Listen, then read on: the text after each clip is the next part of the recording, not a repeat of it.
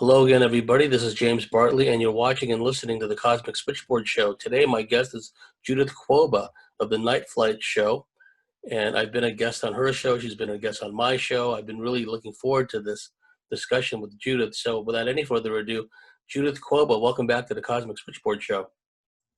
Thank you so much, James. I'm really happy to be here and can't wait for our conversation. Crazy times we are in, we are in it. Oh yes, this is the interesting times that the Chinese curse was all about, or the Chinese warning. From a European perspective, from a German perspective, what have you been noticing? Because from the Australian and American perspective, the dreaded second wave is here. Overnight, we're saying a new record in cases, a new spike, a new outbreak center, and the restrictions are coming back. The state of Victoria pretty much locked down in Australia. Now there's talk in my state, New South Wales, of more restrictions. So what's it been like at your end there in Europe?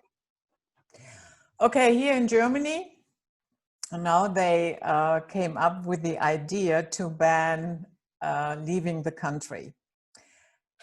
A limited ban for leaving the country in case you live in an area where there is more outbreak. And we know how it is. I mean, all these numbers that they throw out and cook up, they do not make sense at all. And they are highly questionable. So, but here we are. They talked about it for a couple of days, and today they decided that yeah, guys, in case you have an increase in COVID numbers, you cannot leave the country anymore. This is, how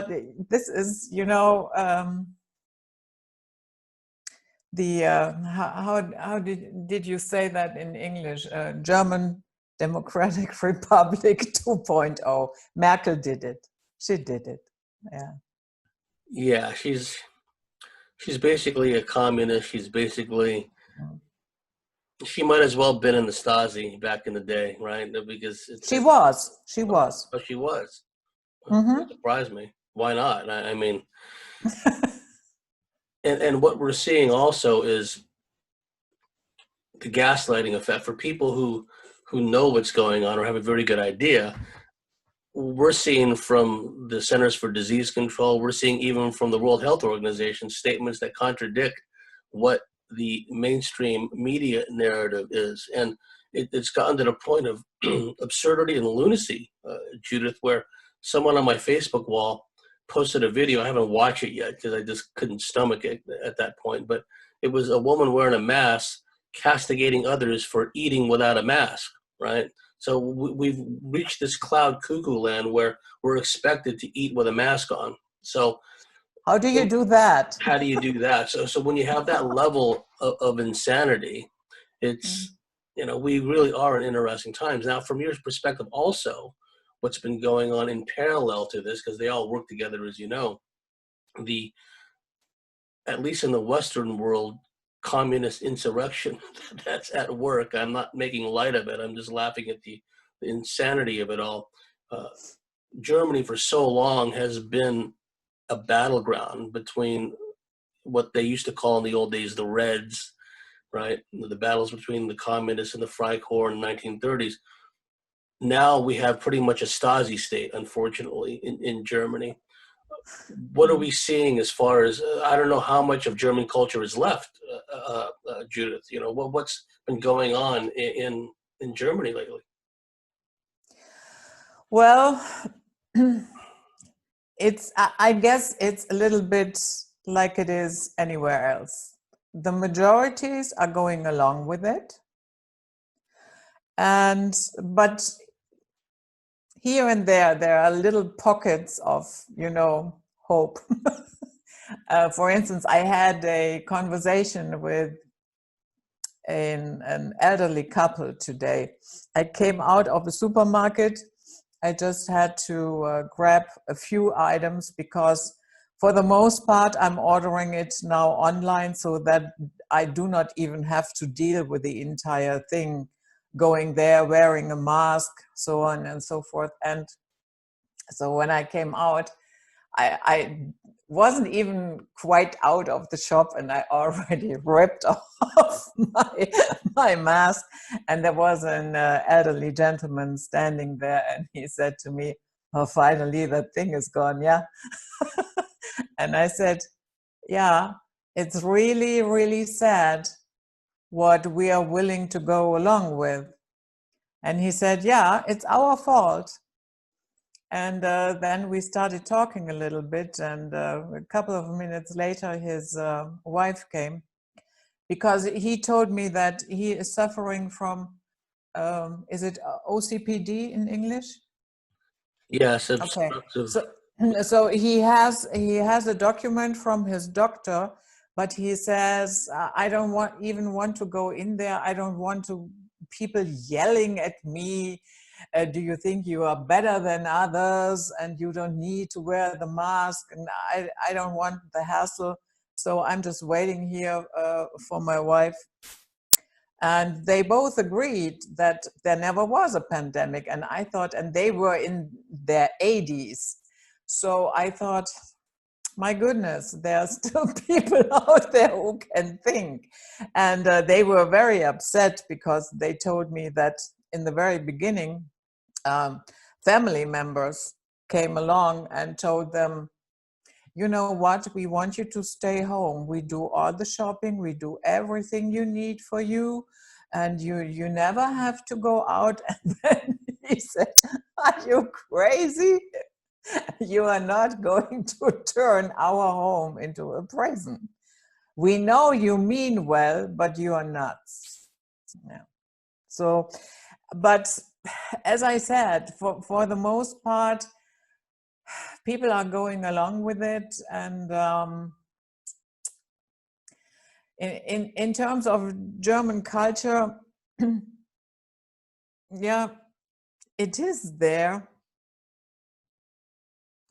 But, you know, who would have thought that, for instance, in the USA, people would go along with something like that and still believe they are being kept safe and that they are free individuals? Nothing could be further from the truth. So I think we see it all over the place. The same thing that worked in Nazi Germany: papers, please. And if you do not obey with this and that, yeah, now it's working all over the world. Very sad, but that is how it is. That's socialism in action, and the efforts at keeping everybody in this permanent state of fear with all these. Nowadays, it's you go into a shopping center and suddenly there's a COVID-19 testing clinic there that wasn't there the other day, and we already know about how questionable the test results are and whatnot. So we've reached that stage of cloud cuckoo land.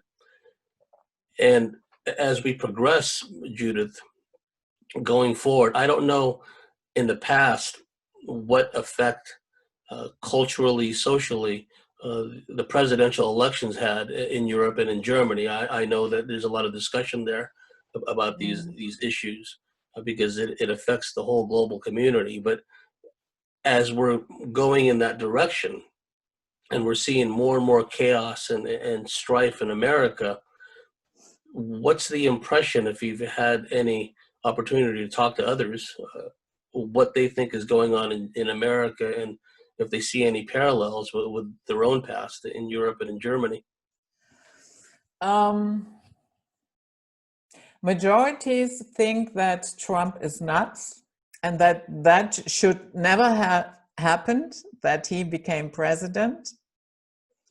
And during those days, I usually told them, I know the Hillary Clinton, you know, the criminal would have been so much better.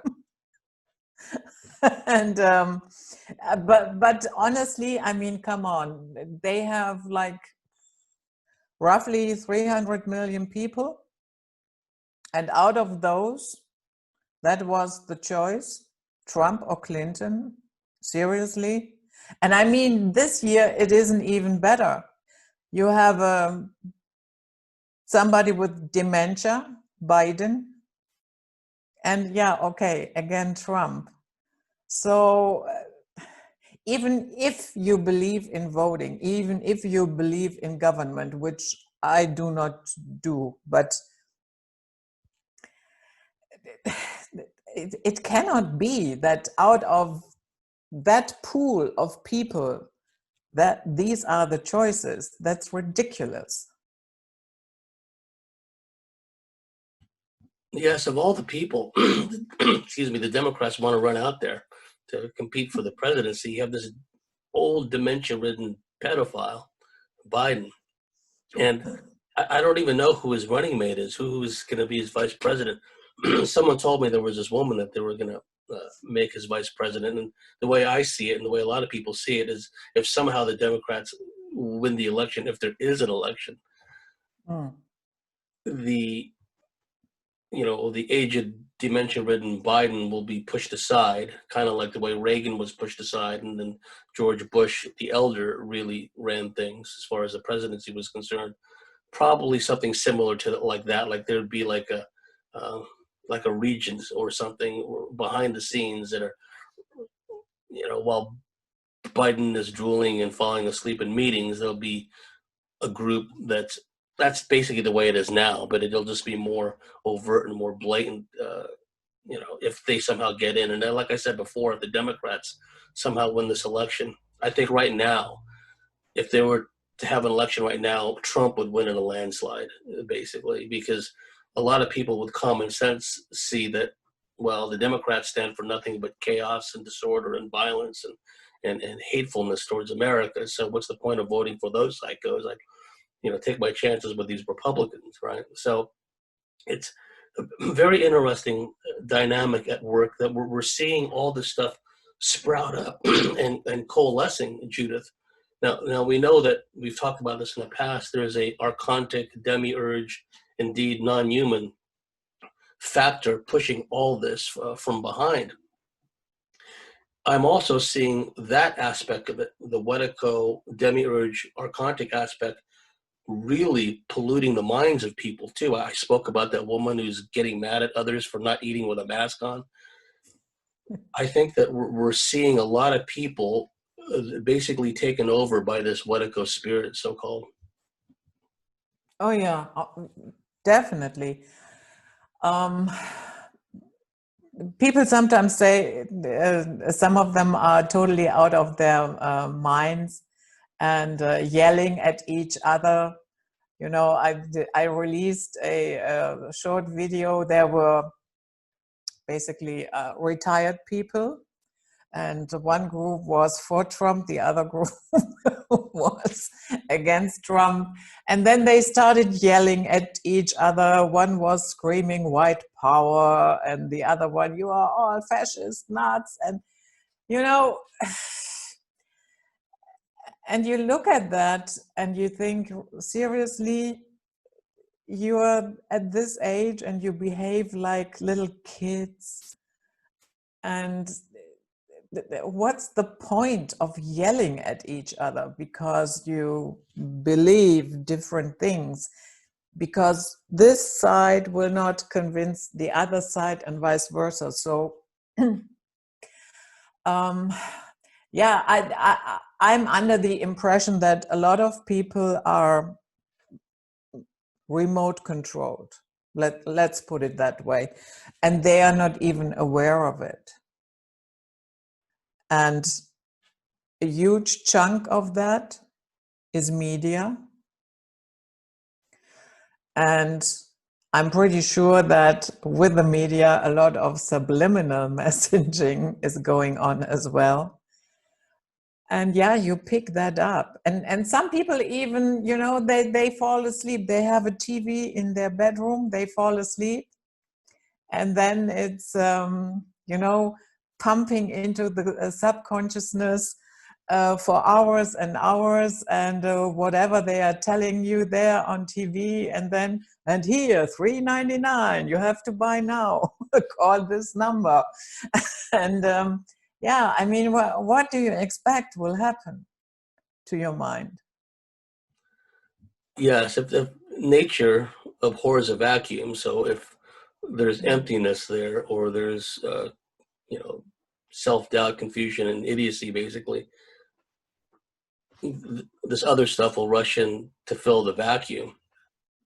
Now, one of the things that's come up, which wouldn't be a surprise to you, Judith, because you have a unique perspective about this, because from a European, from an African background, from a global perspective, not a globalist perspective, but having understanding from a cosmopolitan standpoint, some of the reports that we were hearing, which I don't have any reason to doubt, was that the Chinese have been funneling large amounts of these modifications to rifles in America, which can turn them fully automatic.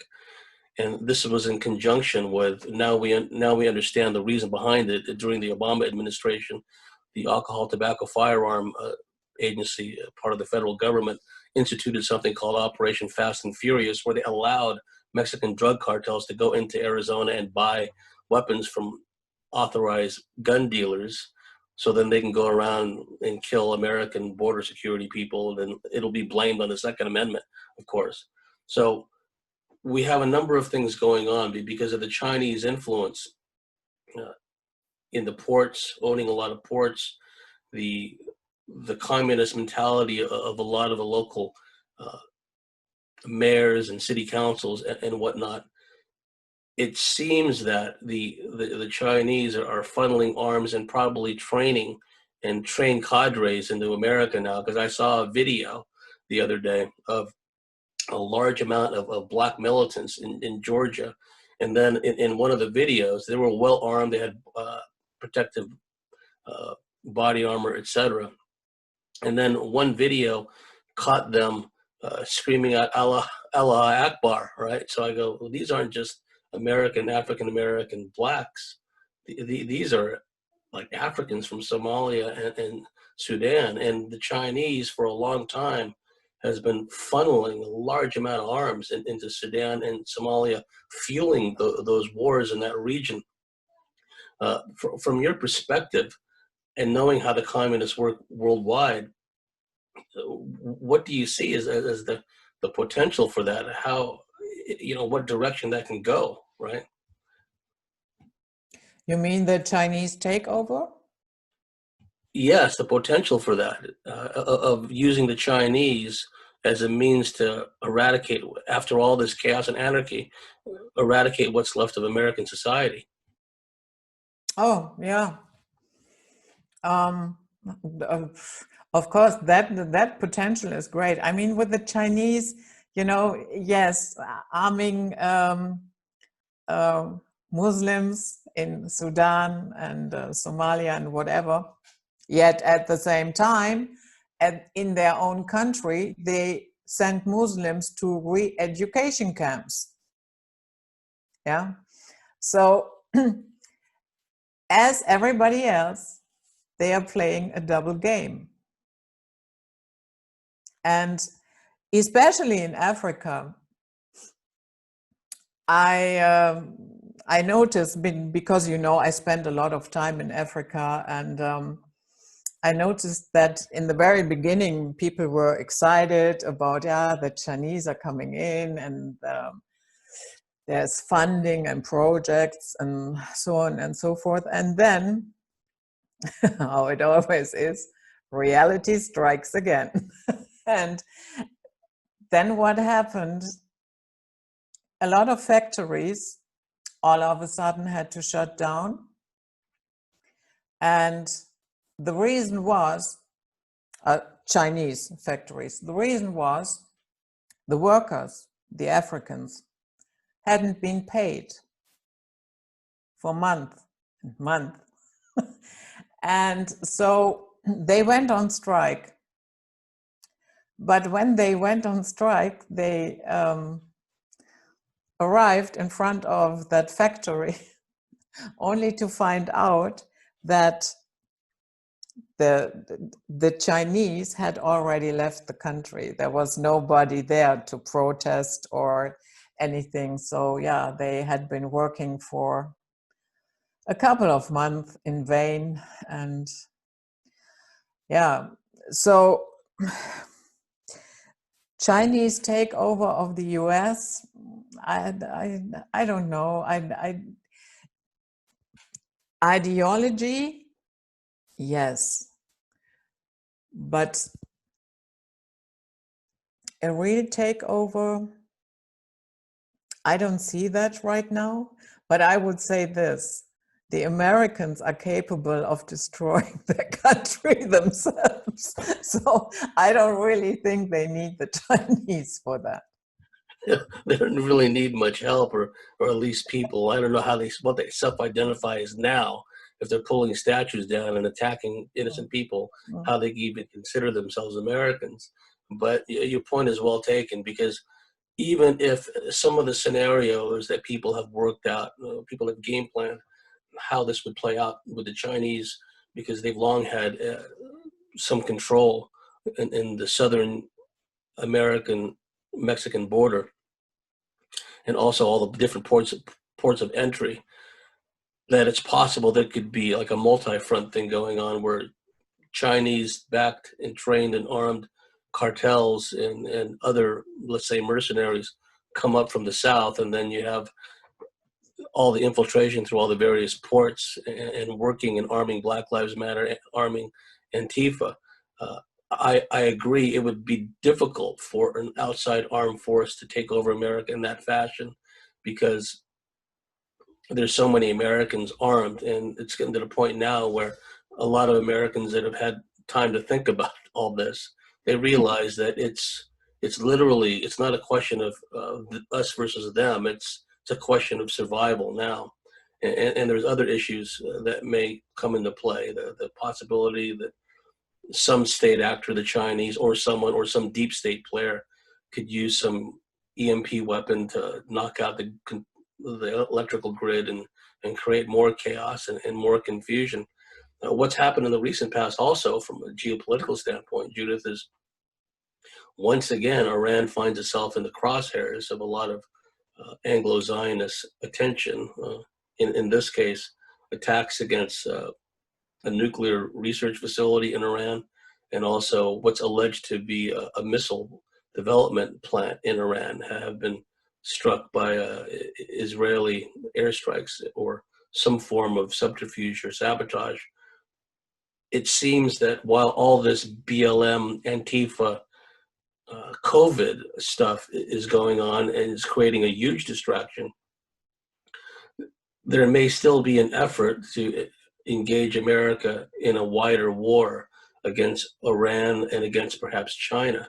What are your thoughts on that? Because we see a lot of activity in the South China Sea and other places in the North Pacific, where there may be issues between America and China. And I'd like your thoughts on that. Yeah, I mean, these attempts have been there for years and years and years. If they will pull it off this time,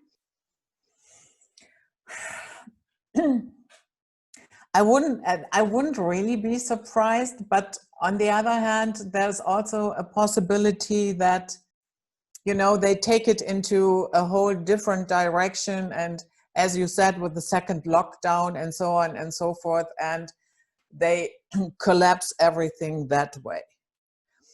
Just the other day, I I checked a website that is monitoring cargo flights, and I checked a lot of airlines, and passenger flights, okay, they have been limited, of course, but most airlines have even limited their cargo flights. And even Cargolux, for instance, is an airline that only does cargo flights, and even they limited their flights. So let's say the second lockdown comes, and it will even be a little bit harsher than the first one. Then we will probably see even more cargo flights diminishing, and probably even cargo on sea. So that would be a perfect scenario to collapse the entire world economy, because that has been hit hard and fast already. And yeah, that might be the final blow. No real war, one-on-one needed. That is a possibility as well. I don't have a crystal ball. As I said, I wouldn't be surprised if they pull off another war to add to the entire confusion and depression and whatever is going on. But I also see the possibility that they take it into a whole different direction, and the warmongering is basically to add to your anxiety, all over anxiety. We're already seeing that the truckers who deliver by what they call in America 18-wheeler big rigs, there was a poll conducted amongst truckers in America, and they were asked if they would deliver goods into a democratic city that had defunded the police, right? Yes, I know, yeah. Yeah, something like 78% of the truckers that responded said, no, I'm not going to go into those places. And we've already seen how truckers and other motorists have just been attacked by these crazed leftists all over the place.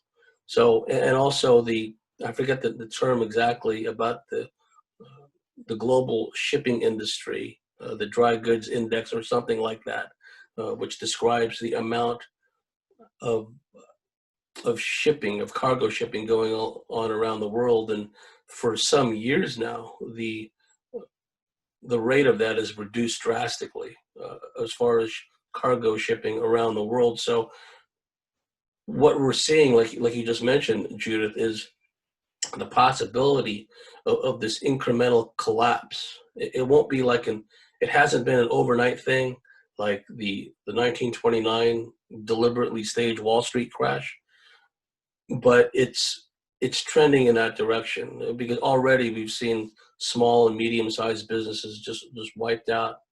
So if we get to a situation where the shelves are bare and famine starts to break out in society, do you see a possibility, and this happening not just in America, but in Europe?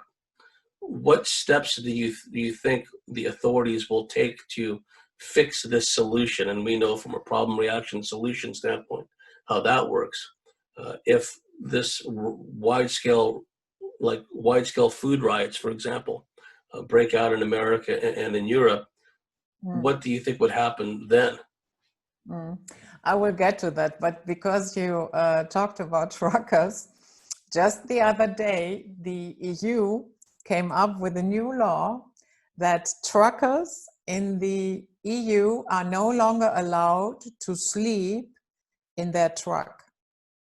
They have to go into a hotel. So now imagine we have a second lockdown and hotels are closed again. And now they are not allowed to sleep in that. So now what? You know what I mean? Well, it's a disincentive to continue being a truck driver, that's for sure. And we've seen similar things, and they've crammed a bunch of people in these big towers in Melbourne, Victoria. This is like government subsidized housing, if I'm not mistaken. And they've just locked people in there and they don't let them out. And they also are using this excuse of this place. It's like called the Crossroads Hotel of all things. When I think of Crossroads, I think of Nibiru, the planet of the crossing. I think all that stuff, right? Robert Johnson, the blues player, going down to the crossroads to make a deal with the devil, right? Of course, everything is symbolic. But now they're saying this Crossroads Hotel is a site of a big outbreak now. That it's one of those focal points. So, well, where will these truckers go, Judith, if they can't sleep in their cabs, if they can't sleep in hotels? It's a complete disincentive for them to even do their job, and they'd probably be laid off anyway. Yeah, so so in that case, you know, with another lockdown, I don't see, because the hotels were closed pretty much. And of course, you know, no truck company, you know, they usually do not own the truck themselves. They are hired. And of course, they will not pay a 5-star hotel for their truckers. So then that is an end of the road, literally, because then there will be no food coming to any store if that happens. And I think that was a very stupid idea, but at the same time, of course, in the big picture, it was probably planned that way, even if those who nodded it off don't understand what they are doing. Most politicians do not understand what they are doing. Yeah. So, but okay, your original question was, no, I lost it. I'm sorry. I lost it. With the food crisis, what the governments are doing. Yeah. Okay. Allegedly, here in Germany, our government has bunkered food in case of food crisis or any other type of emergency. If that is so, we will see. But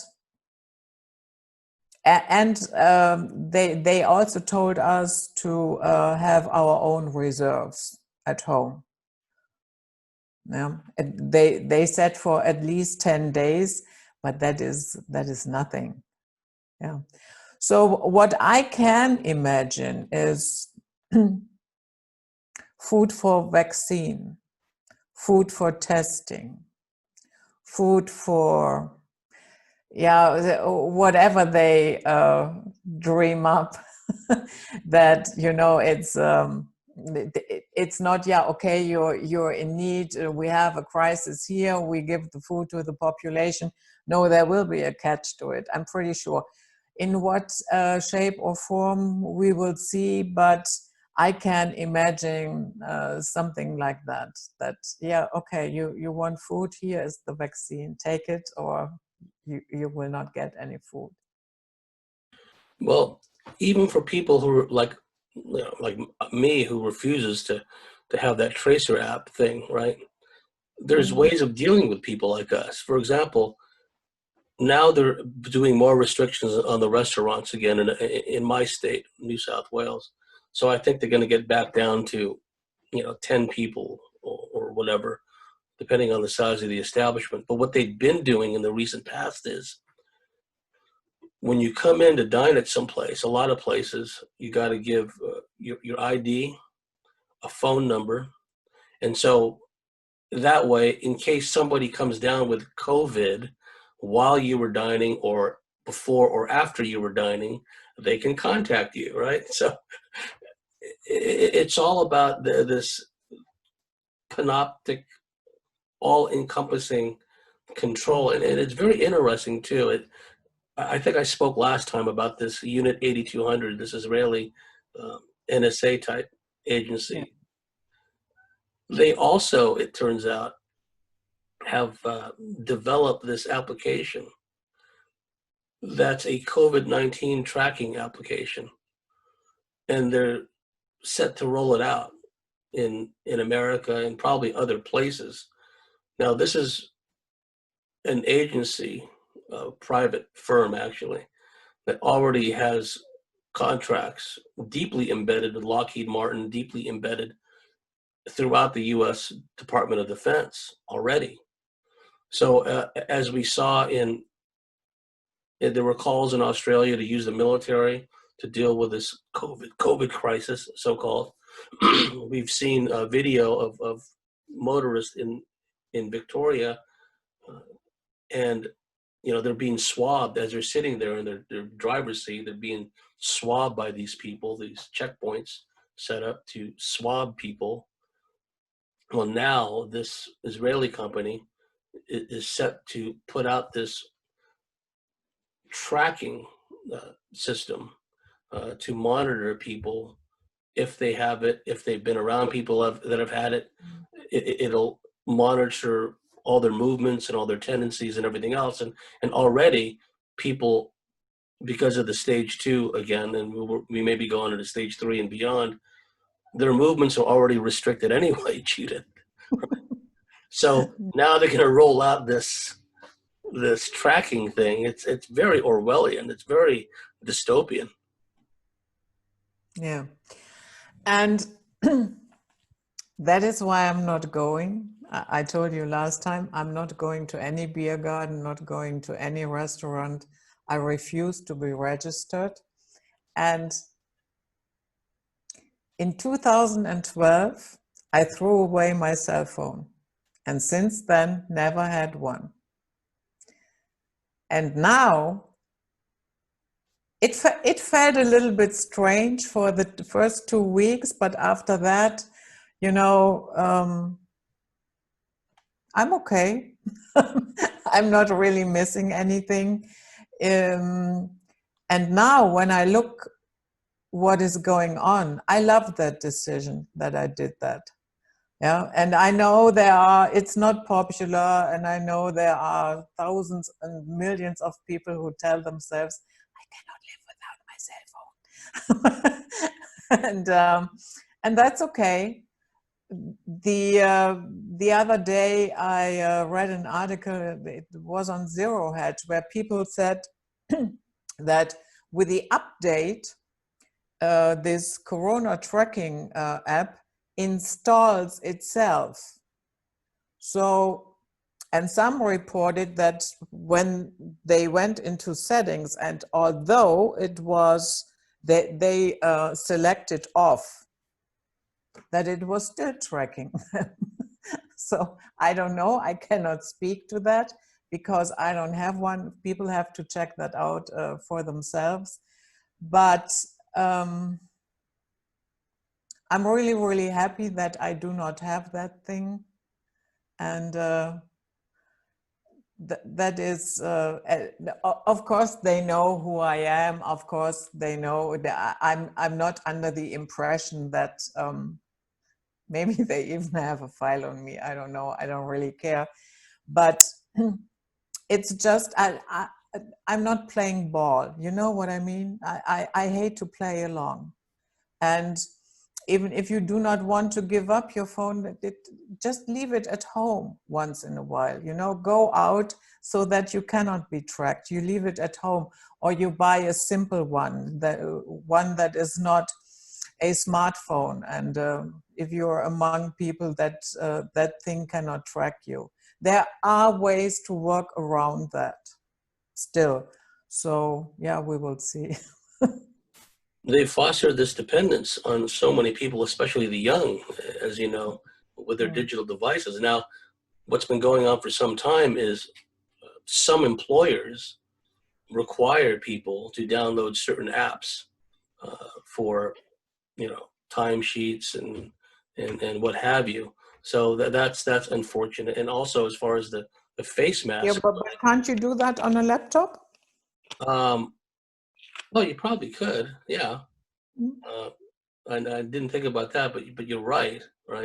of course, it gets back to the whole issue of emissions that these digital devices, laptops, the Wi-Fi, and it all creates this toxic environment in which we live. And what they've done also with the face mask issue, which is just the ultimate of subservience. Of just, I don't have a voice. I'm just obedient and everything. The muzzle. The muzzle. There are actually a lot of employers now that require their employees when they're working to wear a mask too. So it's one of those things where there are people out there that know what's going on or have a very good idea, but they're still compelled to wear these masks. See, so it's an act of submission. It's an act of subservience.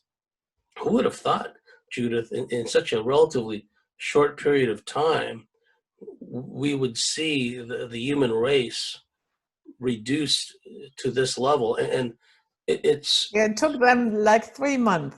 yeah, it took like 3 months, and this whole Babylon control system has emerged. It's been there all along, but now it's come out in full flower. What do you see as far as you probably don't watch the mainstream news. If you don't have a phone, you probably don't watch I don't even have a TV. I don't have a radio. I don't have a TV. I don't have a cell phone. Yeah. So our obedience makes tyranny possible. And that is where I do not let people off the hook. Yeah. And that is why I come back again and again and again to know yourself. Because if you want to resist manipulation from others, you have to know yourself. You have to know who you are, what you stand for. Otherwise, you will be lost sooner or later. It might not be this week or next week, but there will come a point. And if you do not stand up and stand against it with the little things, you will not be capable resisting the big one. Let's say, take your vaccine or you do not get food. Yeah, something like that. So I would suggest get prepared, have food ready for a couple of months. And even if you do not need it, so what? Then next year you have to shop less. No, but it is us, we make it possible. Yeah. Our compliance and our obedience is that what feeds the tyrant. Yes, that's exactly what's going on. We've seen it with so many people that have just bought into the mainstream narrative.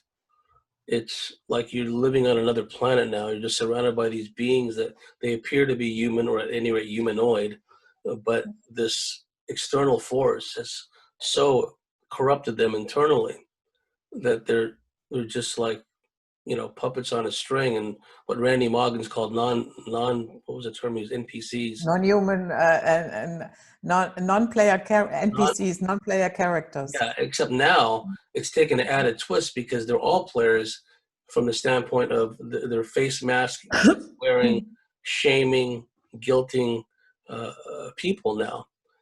And, with your historical background, it's a mistake for people to think that this cannot go down some dark roads, because we've seen the Ukraine famine, we've seen the annihilation of the people in the former Soviet Union, we've seen the annihilation and throughout the Warsaw Pact Eastern Bloc. It wasn't just strictly going on in formerly Russia, but we also saw what happened in Mao's China, the Great Leap Forward, the Cultural Revolution, basically destroying all history of the past, of China's greatness going back thousands of years. If people don't realize that we are on the precipice of a very deep abyss, if people don't wake up, enough people wake up, and anything is possible. We've known for years, Judy, that there are FEMA camps. We've known for years that the FEMA camps are just a new version of these gulags. So from your European perspective, In the time we got left in this first segment, you made a good point about preparation, mentally, physically, spiritually. What can you tell our listeners or people who are not really familiar with these things, that are just sitting on the fence, just the seriousness of this from a historical perspective? I think we will reach a point, make it or break it. And I don't want to be the doomsday prophet here, because usually I have a very positive attitude, and no matter what, I usually can keep my humor. And but as I said, be prepared. Physically, have food, have a plan, have maybe another place to go to, have it in your head, buy some physical maps. Yeah, there might be a day when it's not advisable to use GPS. Yeah, maybe you should get rid of that thing as well. So learn to read a map. It's not really that hard. And have your bag ready in case you need to shift quickly, and have an idea where to go depending on where you are and how bad it gets. But the most important thing is be spiritually and mentally prepared for it, because you can be prepared, let's say, with food and guns and what have you, up to here. If you're mentally not prepared, there is a good chance that you still won't make it. Because if you believe deep down, this is it, this is the end, then it will play out that way. And if you are a little bit balanced, then opportunities might show up that you didn't even expect. I agree. The spiritual aspect of it, the ability to retain one's self-awareness and calmness, if you will, is going to be important. And also, I would add that our association, who we associate with, there's going to be people that we thought were good, loyal friends, but when push comes to shove, or when the food riots break out, that these are the first people that will inform on you. These are the first people that will, because they're going to want food, they're going to want water, they're going to want electricity, right?